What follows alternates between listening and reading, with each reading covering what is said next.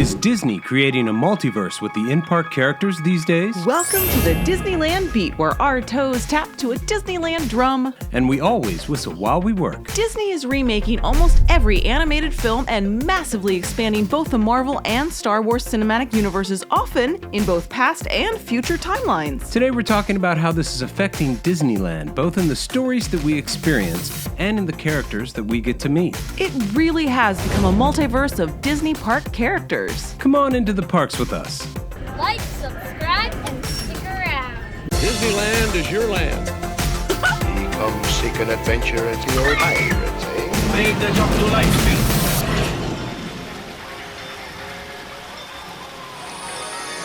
Hi, I'm Amy. And I'm TC.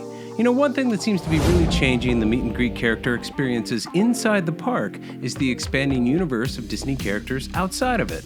By this, we specifically mean all of the recent Disney, quote, live-action remakes, though they are often as CGI heavy as the animated version. This is splitting many characters into two different entities, sometimes an animated version and a live-actor version, but often just drastically different in visual style.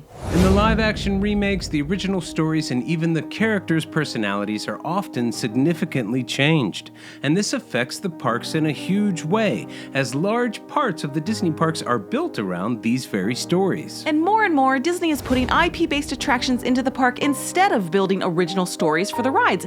And to us, it's kind of creating a Disney character multiverse where the same character can simultaneously exist in two different forms in the same space. There's something kind of meta about the Oogie Boogie Bash running at DCA right now in our eyes. Especially seeing it happening in its second year is something we think that's really odd. In this case, we're talking about Cruella de Vil. At Oogie Boogie Bash, you can meet Cruella from the recent 2021 film, modern, young, and stylish, and you can meet, I guess we'll start calling her the traditional Cruella de Vil from the original 101 Dalmatians in the parades, and she's still a wandering character at the parks. A wonderfully fun one at that. But having two different versions of the same character at the same time at the same event, it's really kind of weird storytelling, we think. And in general, the updated live-action films often change what the films are about and who these characters in their hearts really are. Cruella, case in point. In 101 Dalmatians, she is an over-the-top fanatical villain set on puppy destruction. But in the new film, she's the hero, an anti-hero maybe, but a hero nonetheless. And the dogs are the villains, that we might add. We're struggling to see the point of introducing the live-action remake characters to the park, especially when they've been changed so much, both visually and in personality. The films themselves are hit or miss, and sometimes tarnish the memory of the originals. The new version of Pinocchio totally missed the message of the original story. In this one, Pinocchio already knows right from wrong, he gets out of trouble by lying, and he never really does anything to deserve being turned into a donkey. But I was glad to see visually that there would not be a need to drastically change the Pinocchio character meet and greets in the parks. And often it's only temporary. Maleficent changed styles to fit the Angelina Jolie look for a short time, but thankfully went back to being the traditional park Maleficent. I mean, the modern sympathetic Maleficent attacking Mickey in Fantasmic just doesn't seem to work. And the weird CGI fairies just can't work in a park environment. Overall, I think we see the pros and cons of both sides of this argument. On one hand, the immediacy of seeing a character in the parks who is part of a recently released film is exciting and potentially a great experience. But also, it potentially conflicts with the stories already being told inside Disneyland, and it creates a confusing inconsistency. Sometimes the park versions of the characters are not affected. Aladdin nor Beauty and the Beast really ended up translating into any changes inside the parks. However, it can drastically start to change our expectation of what, say, Lemure the Candlestick looks like. As you anticipate meeting this character for the first time, you're no longer wondering how Disney will realize the character compared to other brands, maybe, but also perhaps which Disney version of the character they might go with.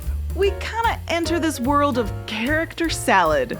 We think that the new film Chip 'n Dale Rescue Rangers did a pretty good job of addressing where 2D hand-drawn characters are getting 3D surgery upgrades, chatting with Muppets, claymation, and humans.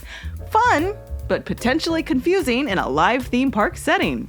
Currently, and thankfully, we do not have too many character doubles in the park. Disney's been savvy so far and often kept them to special after-hours events. But we do have 2 different Maleficents, 2 different Mad Hatters, 2 different Cruellas, and other characters at times. Other upcoming live-action remakes, Peter Pan and Wendy, Snow White, Robin Hood, Sword in the Stone, plus Lilo and Stitch, all stand the possibility of impacting the park character experience. And how many of the live-action remakes are slated for sequels, which further blurs the lines of the Disney park character multiverse. Another way that this multiverse of Disney park characters comes into conflict with the canon of the Disney parks is in a temporal way. Both Star Wars and the Marvel Cinematic Universe have very specific timelines for their stories.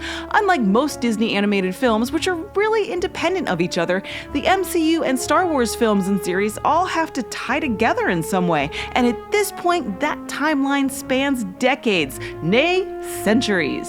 And these timelines, they're important because lots of characters die in Star Wars and the MCU. There's technically no Darth Vader in Galaxy's Edge because he's supposed to be dead at that point. Well, his body, anyhow. Galaxy's Edge is set in a specific time in the Star Wars universe, the first immersive land in Disneyland to be assigned one. This is reinforced in the attraction, which features Kylo Ren alive and in power, Rey, Finn, BB-8, and so on. A very specific set of characters at a pretty specific point in time. So you can meet Chewbacca, Rey, R2-D2, and the new character Vi Marati at Galaxy's Edge. But in truth, as fun as these meet and greets are, they have left fans wanting more and wondering when and how other characters might be allowed to come to the land. As new Star Wars characters became popular through new shows and films, fans wanted to see them in the park. And eventually Disney listened. Many of us wondered what explanation Disney would come up with to justify the existence of Boba Fett, Grogu, and Din Djarin in Galaxy's Edge when it's supposed to be decades after their stories took place. And now that it's come to it and it's happening, Disney is just doing it. No explanation required. It's also changed the dynamic of what Star Wars characters we can expect to meet in Tomorrowland who now seem kinda out of place there. It is interesting how the new land has changed our perception of the Disney Park Star Wars characters. In the Marvel Cinematic Universe and Avengers campus, you can meet Captain America of the past, Steve Rogers, and you can meet the Captain America of today, Sam Wilson. Heck, you can even meet zombie Captain America from the What If series. So Marvel has its own multiverse, parallel universes and timelines where multiple versions of each character exist, living independent lives, and very few characters are able to travel between those universes, though the science is hazy for sure. Avengers Campus wasn't exactly designed with a specific time in mind, but it does kind of have one, and it does definitely choose a specific universe in the MCU multiverse. In this one, Iron Man isn't dead. Spider-Man is played by Tom Holland, not Toby or that other guy. Black Widow is around. So all the things that transpire in Avengers Endgame, they haven't happened yet. Even with its twists and turns, it's a very specific timeline. But the land is also designed to be able to have new characters debut right as new Marvel films or series drop. As the Loki series was running, we were treated to several versions of the characters, and it was a lot of fun. It's definitely fun to be able to immediately connect the latest Disney flick to a character meet and greet that day, for sure. Nonetheless, it will often necessitate contradicting the timeline and the universe of the land that they're trying to create.